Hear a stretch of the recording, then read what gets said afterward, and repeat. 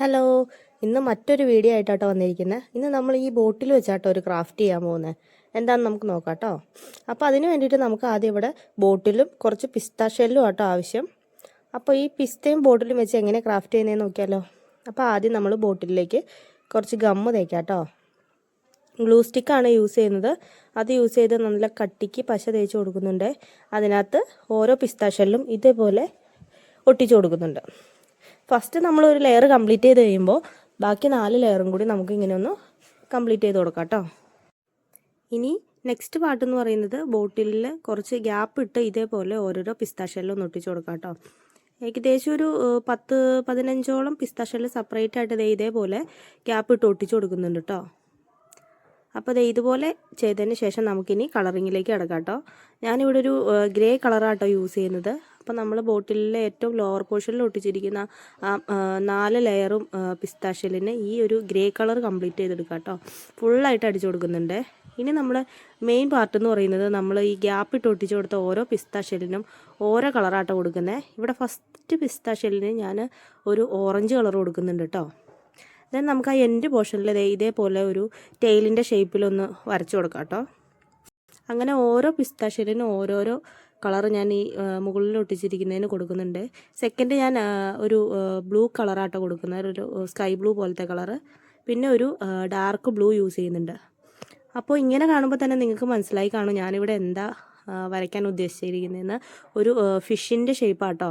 അപ്പോൾ നമ്മൾ ആ പിസ്ത ഷെല്ലിൻ്റെ ആ ഒരു പോർഷൻ ഫിഷിൻ്റെ ഒരു ബോഡി പാർട്ടായിട്ടും ബാക്കി ഇതേപോലെ ചെറിയ ചെറിയ ടെയിൽ പോലെ വരച്ചു കൊടുക്കുന്നുണ്ട് കേട്ടോ. അപ്പോൾ ഇങ്ങനെ പല പല കളർ വേണം നമുക്ക് യൂസ് ചെയ്യാൻ. ഒരു കളർ തന്നെ കൊടുക്കുമ്പോൾ ഒരു ഭംഗി ഉണ്ടാവില്ല. അതുകൊണ്ടാണ് ഞാൻ മൾട്ടി കളർ യൂസ് ചെയ്തത് കേട്ടോ. അപ്പോൾ orange, white, blue, red, cream അങ്ങനെ പല പല കളർ യൂസ് ചെയ്തത് ഇതേപോലെ ഫിഷിൻ്റെ ആ ബോഡി ഫുള്ള് നമ്മൾ റെഡിയാക്കി എടുത്തിട്ടുണ്ട്. അപ്പോൾ നമ്മൾ ഏത് ആംഗിളിലാണോ പിസ്ത ഷെല്ല് ഒട്ടിച്ചിരിക്കുന്നത് ആ ആംഗിളിൽ തന്നെ നമ്മൾ ടെയിലും വരച്ചു കൊടുത്തു കേട്ടോ. ഇനി ഫിഷിനെ കുറച്ചും കൂടി അട്രാക്റ്റീവ് ആക്കാൻ വേണ്ടിയിട്ട് നമുക്ക് ഓരോ കളറിനും ഓരോ ഒരു ഡീറ്റെയിലിംഗ് കൊടുക്കാം കേട്ടോ. ഇപ്പോൾ ബ്ലൂവിലാണെങ്കിൽ നമ്മൾ വൈറ്റ് തീം യൂസ് ചെയ്തു. ഇപ്പോൾ യെല്ലോയിൽ ഞാൻ റെഡ് വെച്ചാണ് യൂസ് ചെയ്തത്. ഈ ഫിഷിനെ ഓർമ്മയുണ്ടോ? ടൈഗർ ഫിഷ് എന്ന് പറയൂ കേട്ടോ. നമ്മൾ കുട്ടിക്കാലത്തൊക്കെ ഇതേപോലെ മീൻ പിടിക്കാനൊക്കെ പോകുമ്പോൾ കണ്ടൊരു ഫിഷാണിത്. മെയിനായിട്ടും നമ്മൾ യൂസ് ചെയ്യുന്ന കളറിൽ കോൺട്രാസ്റ്റ് ആയിട്ട് വേണം നമ്മളതിന് ഡീറ്റെയിലിംഗ് കൊടുക്കാൻ. അപ്പോഴാണ് നമ്മുടെ ഫിഷ് കാണാൻ കുറച്ചും കൂടി ഭംഗിയുണ്ടാവുക. ഞാൻ ഓരോ ഫിഷിനും കൊടുത്ത ഡിസൈൻ നിങ്ങൾക്ക് കറക്റ്റായിട്ട് വീഡിയോയിൽ ഇവിടെ കാണിക്കുന്നുണ്ട്. അപ്പോൾ നിങ്ങൾ ഇതുപോലെ ചെയ്യുമ്പോൾ ഇഷ്ടപ്പെട്ട കളേഴ്സ് യൂസ് ചെയ്ത് പല പല ഡിസൈൻസ് നിങ്ങളുടെ ക്രിയേറ്റീവ് അനുസരിച്ച് ചെയ്യാം കേട്ടോ. അപ്പോൾ ഏകദേശം നമ്മുടെ ഫിഷിനെല്ലാം ബോഡിയിൽ കുറച്ച് ഡിസൈൻസൊക്കെ കൊടുത്തു കഴിഞ്ഞിട്ടുണ്ട് കേട്ടോ. അപ്പോൾ ഫുള്ളായിട്ട് ഇത് കൊടുത്തതിന് ശേഷം നമുക്ക് കുറച്ച് ഡീറ്റെയിലിംഗ് കൊടുക്കണം. അതിന് വേണ്ടിയിട്ട് അതിന് കണ്ണും വായൊക്കെ ഒന്ന് വരച്ചു കൊടുത്തു കേട്ടോ എല്ലാ ഫിഷിനും. അപ്പോൾ ഫിഷിൻ്റെ ലുക്ക് കംപ്ലീറ്റ് ചെയ്ത് കഴിയുമ്പോൾ നമ്മുടെ ബോട്ടിലാണ് ഇങ്ങനെ ഉണ്ട്.